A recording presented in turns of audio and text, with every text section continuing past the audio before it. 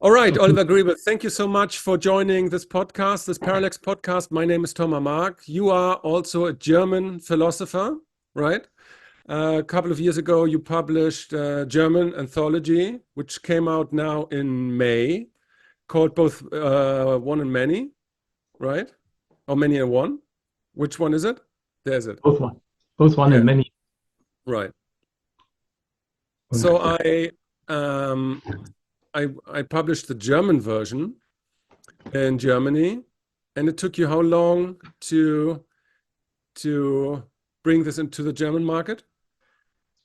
okay, I think I started with the idea of the book. I started back in 2004. When I turned 40 then, and my then girlfriend told me, you have been writing, you have been telling philosophical ideas for years now, and now you're turning 40, and now I wish that you finally bring something to paper. Like, what exactly do you mean with both one and many? And what is exactly the difference between, let's say, non-duality and duality? I think that Okay. can help to understand what Yes. the driving impetus was for you. Okay. So, as you know, most philosophies are some form of ism. You know, with this, an ism is a teaching that says, for example, the reality is only spirit.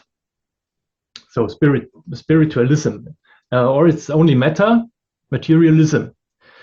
And so you have always a basic decision between an alternative, either matter or spirit. Either is the world is ultimately one, the famous one of for example, Neoplatonism, which is completely beyond our world. And the world of many that we know is mere illusion, And this would be monism. Monism, in a sense, there are two senses. Monism, there's only the one, and there's also a form of monism, there's only one substance, which is a bit different. So there you have the philosophy of the philosophies of the one, or the monisms. The philosophies who posit some dualism, that's some opposition between evil and good, or between mind and matter. That's the dualisms. I'm not talking about one specific philosophy, but about types. No, what you're talking about is general streams, or streams, or types of metaphysics. Technically speaking, there's a third one. One. Yeah, nihilism. Basically, you have nihilism, monism, and dualism. Yes, nihilism. Yes, that's tricky, because I don't think most often the nihilists don't have an ontology. If you ask them what is the world made of nothing, that's a monism. You have only nothing. That's right. Okay. So you have monisms, you have dualisms with these polarities. No, not polarities, but antagonisms. Right. And you have the pluralisms. For example, postmodernist philosophies usually deny the existence of the encompassing of the one, right, or of God, and also deny the existence of basic sharp alternatives, antagonisms. But you have a plurality of cultures, of life approaches, of persons, and that's the pluralisms. And the idea in my both one and many thinking, you have two elements. You have the duality between the one and the many, and you have that's a special type of thing. No, let's do it the other way around. So I told you there's monisms, dualisms, and pluralisms, and the both and thinking says they are all wrong. because they try to make an either or opposition. Right. And in fact, there's not an either or, but both and, which whatever basic duality you have in both and thinking, you always say they are both valid. You have a complementarity between the both. There's no opposition between evil and good or matter and mind. You have also always both. One and many, you have both. There's no either or. There's both and that's the basic metaphysics. That's to say, both and thinking is denying any kind of ism. Right. There are no either or dualisms, but there is a duality. Duality and dualism is sharply different. A dualism says there is a cut between two, and the duality says no, there's no cut. There's a complementarity. They need one another, and that's a very, very important point. And so in this both and thinking, you can have many kinds of dualities: the mind matter duality, the one many duality. What else can you think of? The good and evil duality is always complementary. Right. One needs the other. That's the basic idea. Okay. And the special many one duality is the topic of this anthology. Hold it a little bit higher. Hold it a little bit higher for the camera to see. A little bit higher. There you go. Perfect. Okay. Right. Mm-hmm. Okay. Yes. So this is. Yeah. Go ahead. Mm-hmm. And then each of the contributors has a slightly different take on this issue. Let me ask you one, because you are, and this is in this case very, very important, I think. And if I'm wrong, you have to correct me, because you're going at it as a philosopher, not necessarily as a religious, theologian or what's the word? You're not doing comparative religions, basically. But you're dealing with issues that have been dealt with in the spiritual tradition. So that was my question, because of non-duality, because that's essentially a spiritual concept. Yes. And I don't know if you're familiar with the work of Mircea Eliade, right? A religious scholar, very famous. The sacred book about the sacred and the profane, and he wrote this wonderful book about yoga, where he wrote about the different samadhis one can achieve through, let's say, meditative techniques, right? Yes. And so you have exactly this kind of notion. So you have, the non-duality, and then in comes the duality, and the next stage, I think it's the third or fourth samadhi. It's suddenly a unity between the dual and the non-dual, right? And so it's very interesting, because linguistically or like grammatically, it sounds like the same, but as a philosopher, you're not approaching these topics with a spiritual language, but with the philosophical language, which poses certain problems and certain possibilities, I would say. So that was my reasoning for, comparing it.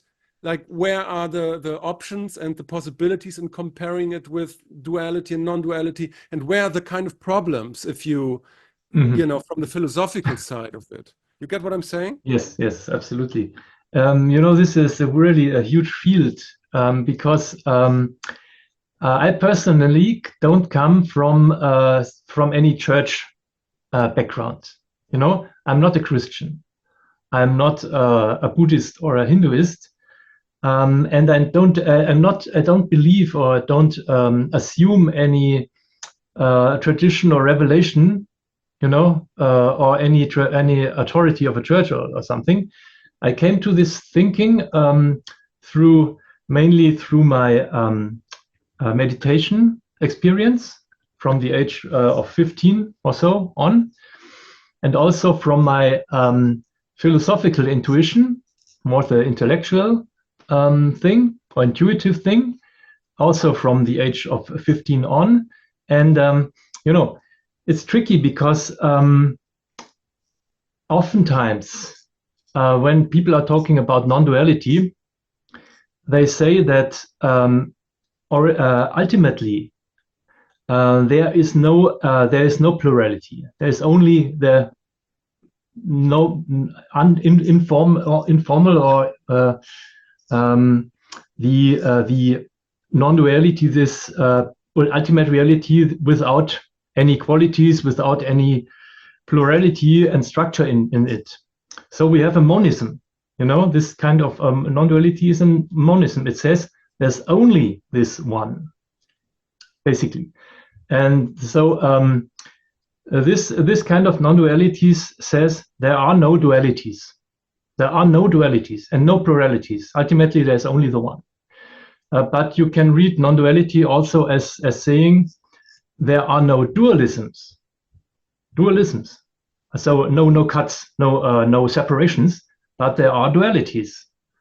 You need this distinction between duality and complementing duality, and then antagonistic dualism. That's really key. And the non-duality idea comes from the Advaita thinking, from the Indian philosophy of Advaita, which means no two-ness. No two-ness. That means Brahman, the God Brahma is ultimately anything is Brahma. He encompasses everything, and there are not many. There are not two. The whole like a bit like with Immanuel Kant, the categories of number do not apply ultimately. Ultimately, there's only this non-duality, And what I am proposing here in this book and others is that the existence of many is just as important as the existence of the one. They are complementing. The God, the divine some of us are talking about, doesn't exist without the cosmos of many entities and persons and beings. There's a dependence. But this is what Miceli Iliade, in terms of yoga, also said that at the third or fourth stage of samadhi, I think they're like 7 or 8, right? At one point there is I hesitate to say like a unification, but there is like a bringing together of duality and non-duality in one comprehensive whole, let's say. Yes. Also Ken Wilber, the inevitable Ken Wilber, he has stages. At one stage there is emptiness, which is another important notion. And the next step, I think, is non-duality. Theoretically non-duality is beyond emptiness, which is tricky too, because emptiness comes from Buddhism and non-duality comes from Hinduism.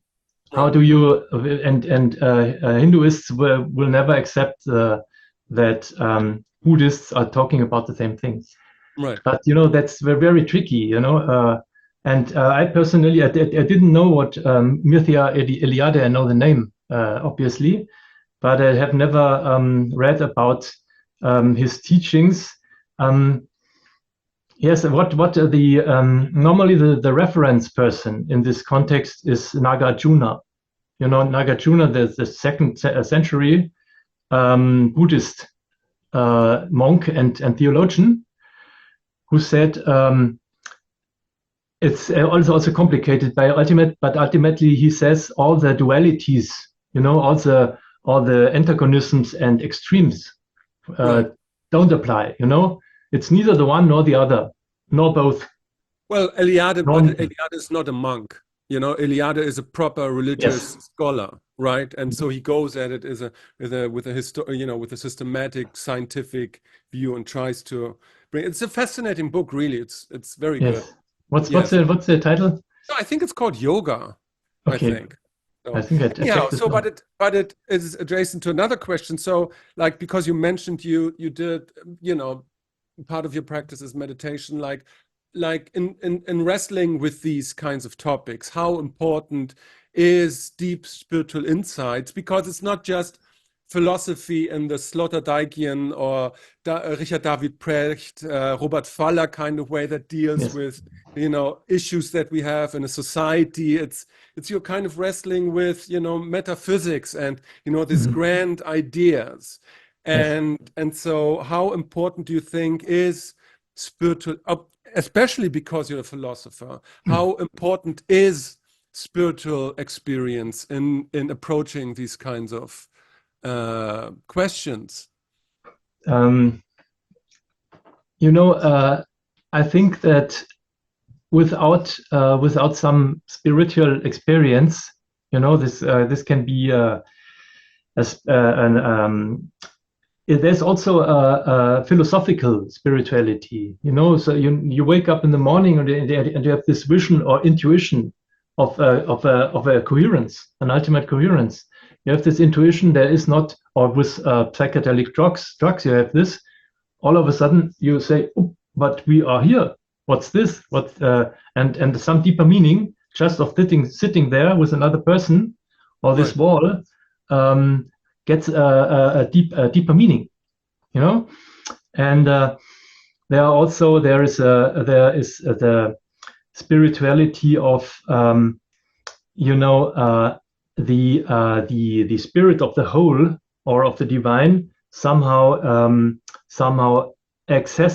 becoming accessible to your own mind, shared by your mind. That's when I lie down, and I'm not someone who has complicated practices, but I'm just practicing some deep relaxing meditation, and but this permits you to live your just your breath, for example, or I am just in this room, and this can really be a very strong experience. And it gets you away from these identifications, from the bourgeois or the middle class identification of what I'm doing the whole day. So you are getting away from this identification, and you have some very strong direct experience of just being there. And for me, this is this has been very formative. All my life, because somehow, and there's another experience, and that's these uncanny moments where you realize that even the interplay between the evil and the good makes sense. Even the existence of terrible suffering makes sense cosmically. It's inevitable. And that's, and that's not in my intuition. This is not by chance, but this is necessary. This is in all possible worlds. We have these problems, these same problems, and also joys, and meanings. And does this answer the question a bit? Well, yes. I mean, and it also points to the question, like, if you look at this idea, this, modulation of both and many, and so it is an abstract idea, but also, and I think you're kind of alluding to this right now, it has something to do with our personal life and our personal struggles. No, because like everybody has relationship issues, everybody has monetary issues, everybody has family issues, everybody has, issues of depression sometimes, or loneliness. And I'm not talking about big societal issues that we have, but we're also we have very personal, very private, and very intimate problems sometimes, And so that would be the question. So how much, this kind of thinking can permeate the private life?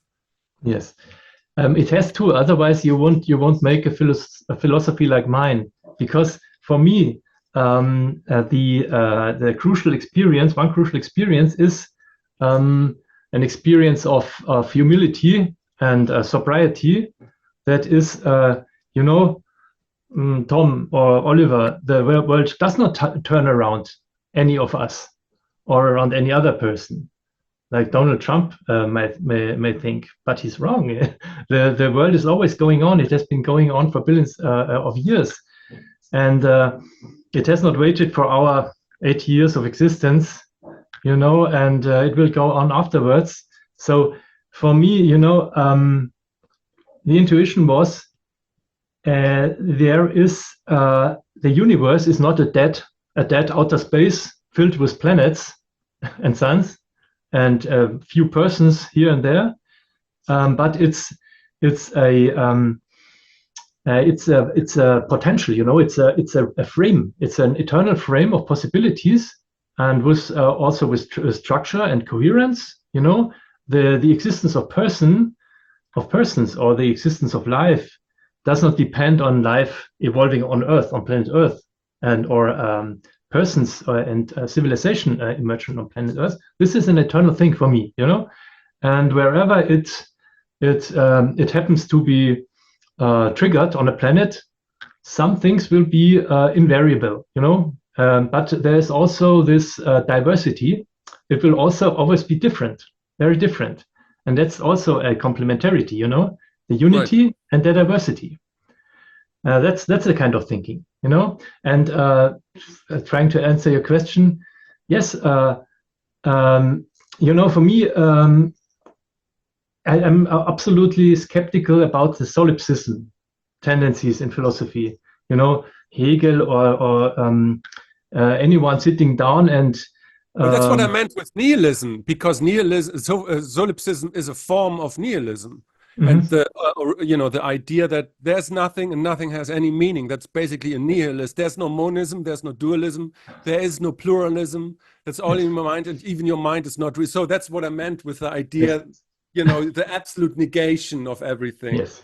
Right? Yes. And so you had like this kind of 3 or 4 kind of major philosophical branches. But go ahead. Yes, for example, I can say something about this. For example, Friedrich Nietzsche or Jean-Paul Sartre. There's this tendency. They were loners, They were loners, and they felt oppressed by some bourgeois or middle class, or Foucault, middle class, background in which they lived. So they tried to deconstruct this, and with Friedrich Nietzsche, this is salient. He's always trying to deconstruct the bourgeois, religious bigotry, the bigotry and the petty bourgeoisie, and he thinks that he can replace this by a pure relationality, and individualism, relationalism, and Alexander Barth. Well, and wait a second, and that makes them this fight against this bigotry, and this petty bourgeoisie makes them somehow feeling like allergic against any kind of encompassing unity, because there's authoritarianism lurking always. This God, what does he want? I don't want him to have authority over me, so I will deny him. And for me, this is different. I come from a Catholic family. I've never believed in what my parents believed. The Lord, the Lord, and still I have never had a problem with the cosmos being an overarching wholeness. And if there's an overarching wholeness, it does have authority over me, because it's the rules. It's the rules by which life is evolving, And so for me, that's an important point for me, and I think that's one thing that makes it difficult for ideas like mine to be accepted in the postmodernist and also modernist scenes, is that for me it's the meaning of the cosmos, the coherence of the cosmos. ought to have some kind of self-conscious, of awareness of itself, because the ultimate meaning should know that it is the ultimate meaning and should understand itself. That's a very important step in my philosophy. That's not necessary by any means, but for me, this is something which is very crucial in my own, cosmoteism or cosmicolism.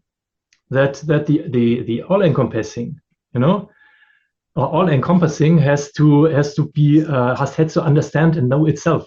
Right. And that's a step towards God. Right. You don't need an extra God, transcendent God in my ideas, because the cosmic order itself, or coherence, is divine. Right. You don't need an extra God, and this God is not this divine is not arbitrary. Is not a lord. Is not a ruler or a master. It's just the framework that is given to anything, and that's the basic assumption of my own teaching. But in this book, in the anthology, you have many. Okay. Let me say something, because I think you pointed to something interesting. You mentioned Nietzsche, and I think you're right when you say he had this aversion against Protestant bourgeoisie, right? Yes. I mean, he was famous against claiming all these kinds of things. I actually found last week a fragment of his where he talked about the will to power, right? And it was shocking to me, because it made clear that we have so many misconceptions about what he meant by will to power. It's like you have this idea because the Germans kind of took it and made it, the fascistic kind of, everybody should strive to power, but that was not what he meant. In his own words, it was a kind of Dionysian submission to higher, let's call them evolutionary principles. And I didn't know that fragment, and so that was very interesting to me. That for him, the last man, the Superman, was somebody that would submit to something greater, to the greater forces that shape our culture, that shape our world. And it was not a strive for dominance. It was kindly like an act of submission to these forces. And so it's like, on one side, he was kind of against this kind of primitive version of Christianity, like this Protestantism in the bourgeoisie. But on the other side, he had like this great, I don't want to say holistic, but it was kinda, but it's not holistic, but it doesn't need to, because I also see Nietzsche. It had nothing to do with fascism or Hitler's crazy ideas about Nietzsche, or the Nietzsche's aunt was the Hitler's friends. No, it was his sister. Elizabeth was his sister, and Elizabeth's first, Yeah. What was her name? And she was his sister, and so she tried to cozy up with Hitler. Yes. So because Nietzsche would have hated this petty bourgeois, explosion of resentment, nationalism and so on. No, for Nietzsche, that's right. I think Nietzsche is he's advocating a surrender, surrender to the forces of vitality, also the cruelty of life, also domination. If someone is stronger, he will take what he wants.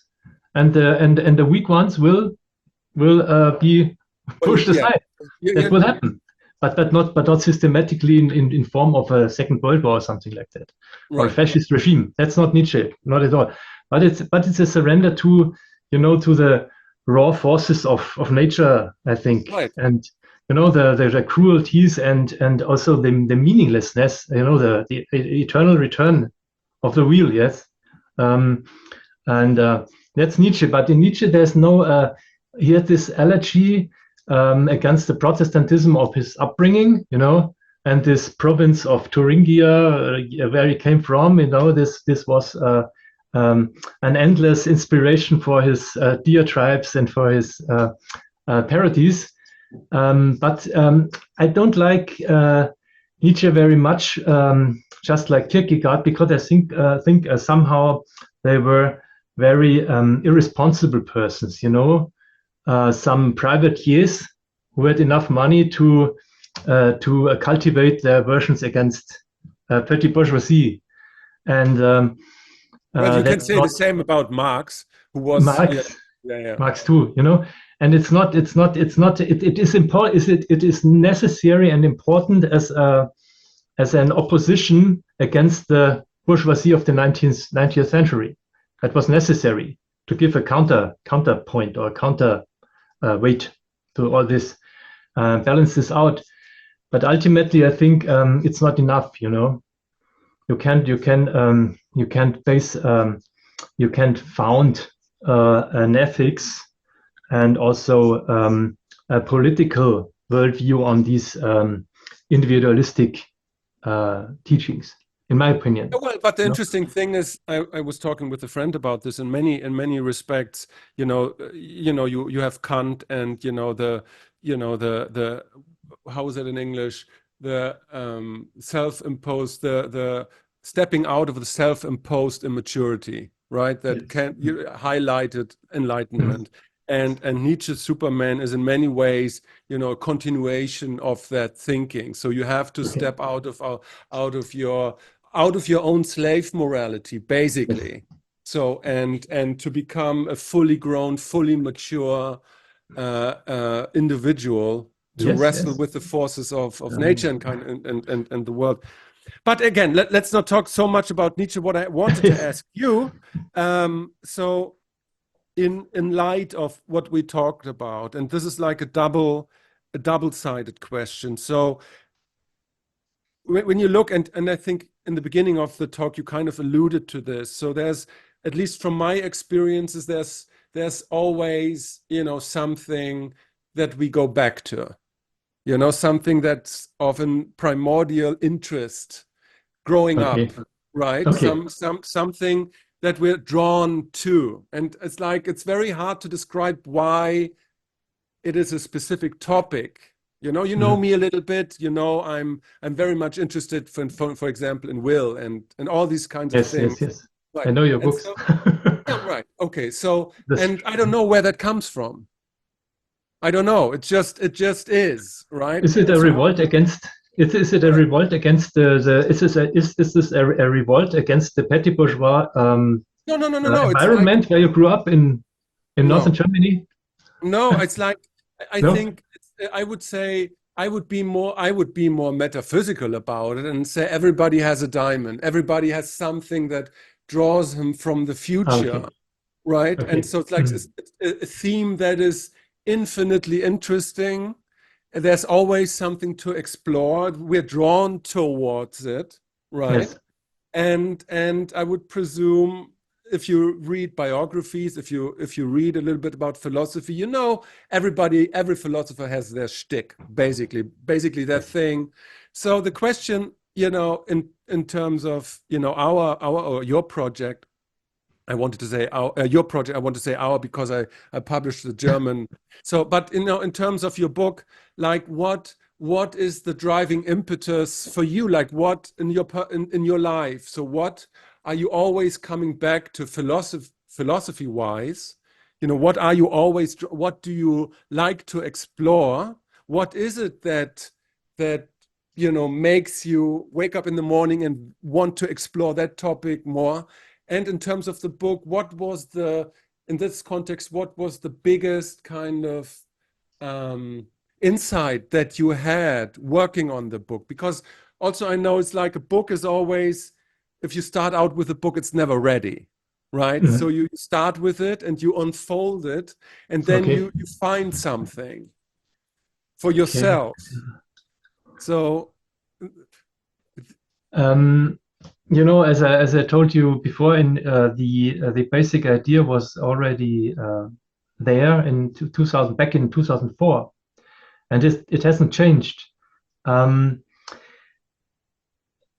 for me, when I grew up in the and become aware of politics, for example, in the early 70s, mid 70s, I came to know the Club of Rome report, Global 2000 report, the writings of a Bavarian philosopher called Karl Ameri. You may know him.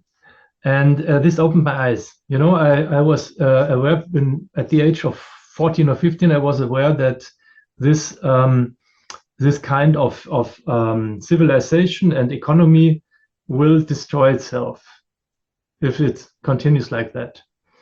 This was one very key experience for me. And the second was my second one was when I studied philosophy. I studied analytic philosophy. That is the modern, logical analysis of language and so on. Very strict and very, very careful and very intellectually demanding and ambitious. And most of the analytic philosophers spend an enormous amount of energy to how should I say, to deny any existence to anything divine, to even to the existence of a mind, of a human mind, which does something that is not determined by the brain, and the neurons and so on. So this is so brute materialism, and that was also a key experience of mine. I want this intellectual ambition and standards, but I don't want this foolish materialism. We won't be satisfied until we have showed that the human mind is a program inside a brain. Cognitive science, a program played out inside a brain. So this was, the ecological predicament and this materialist foolishness. These were things where I thought, as a philosopher, I have to try and put something against this, to make sense of the world, more sense of the world, and of our time and of our epoch. And the problem, I also had a problem with postmodernist, ecological, esoterical scenes and milieus where I grew up. I grew up in these milieus with my brothers and sisters, and this was very, intellectually, this was very, very weak, very weak. Even, they were relativists, but they didn't know shit about Foucault or Derrida or Deleuze, and they didn't care. They didn't even care. They gave a shit about any justification of their beliefs, and I can't stand that. You can believe in anything you want, but you have to try and put it in a context, in my view. And that's also something which bothered me, and which inspired me to do something different, because I wanted a worldview that united ecological concern, yes, and intellectual rigor, and also some, the values of family, of family and of home. I'm a Bavarian, I'm very attached to my Heimat, to my homeland, without nationalism in the Nazi sense. But this for me is our roots, and we need these roots. So I saw all these pieces, and each of them was pushed to an extreme, and I wanted to put them in the right place. I tried to put them in the right place and find some formula where any of them finds its place. Like the also Ken Wilber, he tries to put everything in its right place and give it a place, but also show its limits. And that's the ambition. And in my first book, a German book, even before we did this book together, I called this, the overcoming theism, in terms of God view, of the view of God, of the divine, overcoming the transcendent Lord, but also overcoming this esoterical feeling religion, which is absolutely formless and arbitrary. And I can stand that. If you believe in, you can say, yes, the Virgin Mary is a goddess, and there's also Krishna. But these are two completely different, this eclecticism. Right. I can stand that. I'm feeling like believing in Krishna and Mary and everything else, and the shamans of the. But this you have also to pay you pay the cost. Accept the cost that this will have, the ecological and this the postmodernist people are not ready to pay this price. They don't bother. They give a shit. It's like a supermarket of multicolored spiritualities, and they choose whatever they feel like. Another day they feel like plucking something different. I don't like that. I'm a philosophical thinker. I like to have consistency, and a coherence. Right, but in the milieu I came from, there was nothing like that in the early, and that was a key experience of mine. Right. Okay, but that doesn't really. I mean, you're alluding to your first book in German. It's called Der ganzheitliche Gott. I think in English it would be something like the holistic God, maybe. I don't know. And I mean, it seems to kind of wrestle with similar issues. It's not an entirely different theme. No. And what I mean is you could, tentatively call it like an integral kind of intention to bring things together, but it doesn't really answer the question. So what is it exactly that fascinates you with the unity of both and many? What yes, is what? Yes, what's normally we think in terms of either or, and I went for this too for many years, because I think either ultimate reality is oneness, formless, structureless oneness, and even not one, because one is a category 2, or it is plurality. And someday I had this intuition. Why is this a alternative? Why isn't this maybe a complementarity? Right. A mutual dependency. Right. That's the idea. This basic idea hasn't changed even during making this book. Right. Because with both one and many, and we had it in German under the name of Wir fielen in dieser einen Welt. Even in this book, I have not changed this basic intuition. What I had was in 2013, I think, a Facebook friend of mine, Timothy Saunders, the British podcaster I think he came from the Spiral Dynamics website, if you have a Facebook site, if you remember, Davlabani's site. And one day I wrote something about this complementarity of the one and the many, and of the encompassing and the multitude, as I called it. And he said, wait a minute, there's someone like called John Heron, a transpersonal thinker, who has this idea too. And I was struck because I had never heard, from my knowledge, this approach didn't exist before. And that is really something, because in the history of philosophy, almost anything exists.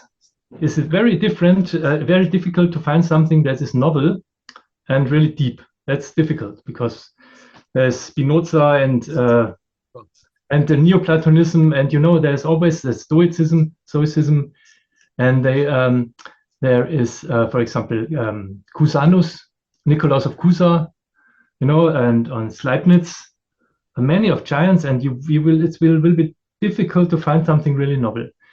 But from my knowledge, the idea of a complementarity of the whole and its parts was new, because this polarity is so heterogenic. It's not normally you suppose that a polarity is balance of something opposed but similar. North Pole and South Pole. But here you have the polarity between the most different things. The wholeness of the whole cosmos, and then any tiny ant and cell and grain of sand. So this was the idea, and John Heron seemed to have had it too, and I bought his book. He's a psychologist. You have to hold it higher. So yes, okay. Feeling and personhood. Yes. And really, he was there. He was exposing a theory of personhood, and en passant, just in passing, he was developing a theory of what he called the one many. That is this complementarity of the wholeness and its parts. Exactly the same thing I had come up with in the early 2000s, but he had written this book in 1992, I think. So it was earlier. And for a moment, I was troubled that I might have done the exact same thing than he, and this would have been bad for me. But it turned out that there were differences too, in the approach. But this was really a key experience when I came to think, well, maybe this idea of mine is not so foolish after all, Right. I mean, the interesting thing is always, I was just reading up on Lacan, and so the idea of the topology of ideas, and that you can't have an idea or a term, like as an island independent of everything else. Yes. And that if you have, let's say, a discussion about, the freedom of will, and you say, oh, no, there's no freedom of will, and say everything is determinism. Determinism makes only sense in context of indeterminism, right? It's like it does, it just derives and vice versa. Huh? And vice versa. Yeah, exactly. So because it's a landscape, and you can't have hills without valleys. It's like that's it. So and so these kind of things, there's an interdependence between the things, and so I very much like this. And the book, I wanted to express this because that is a very beautiful book. I think Wiley published it, no? Like the American publisher. No, your book. My book, Whip and Stock. Whip and Stock, yeah. But it looks gorgeous. It's great. Hold it up again. But you have to hold it up. Hold it a little bit higher. So yeah, there you go. It's a great one. It's a hardcover. But what again? Let me ask you. So even if the core idea didn't change, what was there? What was the biggest additional insight you had while working on the book? I learned from some of the contributors. I learned something. For example, I learned something from Layman Pascal, because Layman Pascal, he has a theory called the metaphysics of adjacency, and one could call it also a metaphysics of approximation. It's always just nearly, just nearby and nearly, but never ever completely identical. Everything is different, but everything is related also. Right. What he calls same difference. And he has a different worldview, God view of God than I. In that for him, the divine also can only be approximative. It can never be completed. And I would say, in some sense, the divine has to be completed, because it can't be different at the beginning of times than billions of years later, because then you have several divines, one that is less evolved and the other is more evolved. So you don't have the unity. And in some sense, I think that the divine or God has always to be the same, at the very beginning of the universe and at the end, whatever that may be. So here I diverge from layman, but I also acknowledge that there has to be some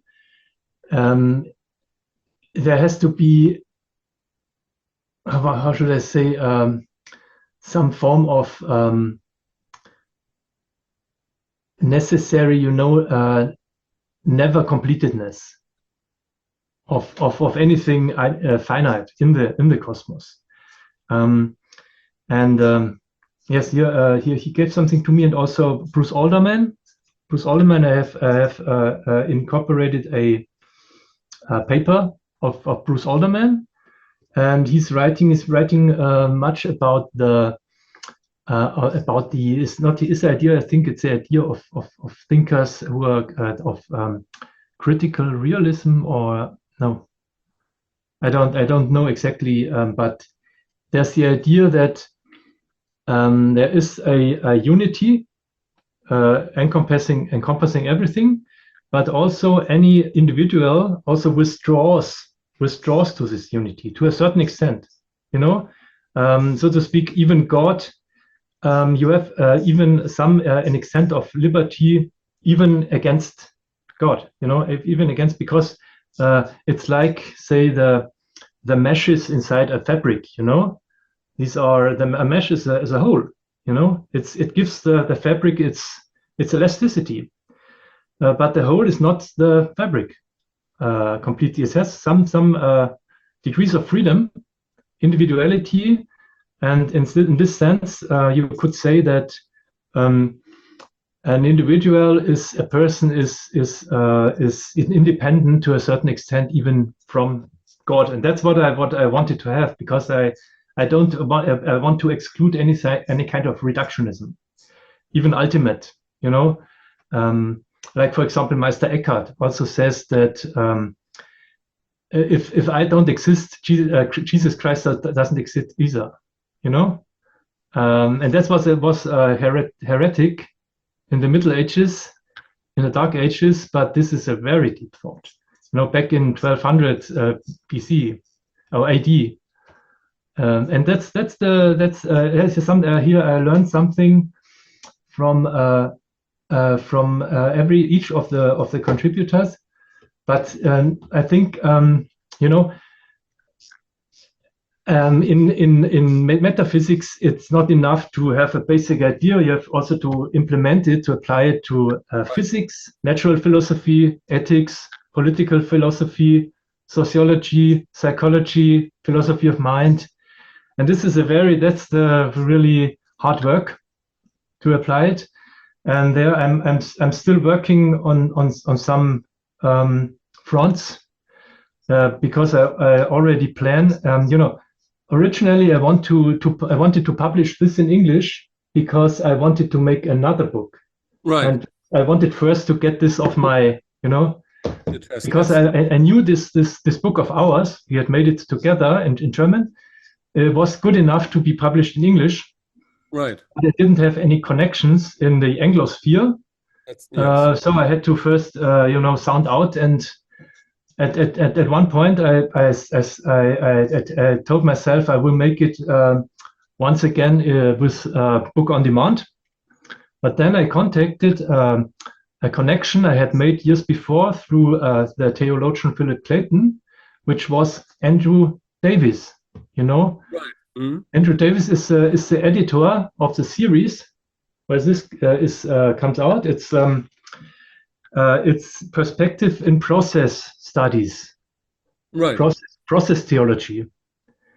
And the funny thing is, this is not process philosophy, but it is appearing in the series in process studies. Okay, Yes. Oliver, just to bring it together, thank you so much for coming to the Parallax podcast. I wish you all of luck for the book, and yeah, I think it's great. Yes, I also would like to thank you for having made this possible.